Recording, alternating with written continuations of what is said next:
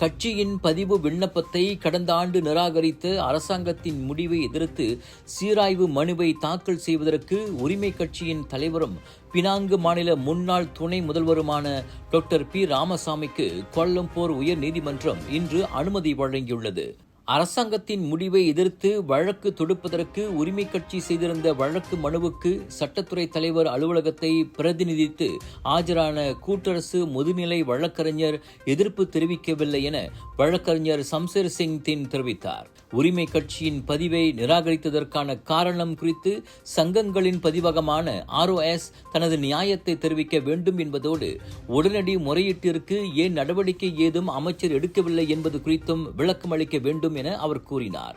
இந்த வழக்கின் மறு செவிமடுக்கும் தேதியை மார்ச் 24ஆம் தேதிக்கு நீதித்துறை ஆணையர் ஹயத்துல் அக்மல் அப்துல் அசீஸ் நிர்ணயித்தார். டாக்டர் பி ராமசாமி தலைமையிலான உரிமை கட்சியின் பதிவை நிராகரித்த சங்கங்களின் பதிவிலாக்காவின் முடிவு அரசியலமைப்பு சட்ட உரிமையை மீறுவதாக இருப்பதோடு கட்சியின் பதிவை நிராகரித்தது மற்றும் அது தொடர்பான முறையீட்டை உள்துறை அமைச்சர் பரிசீலிக்க தவறியது கூட்டரசு அரசியலமைப்பு சட்டத்தில் தெரிவிக்கப்பட்டுள்ள உரிமைகளை மறுப்பதாக இருக்கிறது.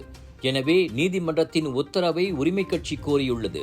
மேலும் சங்கங்களின் பதிவு அதிகாரியின் முடிவை ரத்து செய்வதற்கான உத்தரவை நீதிமன்றம் பிறப்பிக்க வேண்டும் என்பதோடு 14 நாட்களுக்குள் உரிமையை அரசியல் கட்சியாக பதிவு செய்ய கட்டாயப்படுத்துவதற்காக ஆணையை நீதிமன்றம் பிறப்பிக்க வேண்டும் என உரிமை கட்சி கோரியுள்ளது.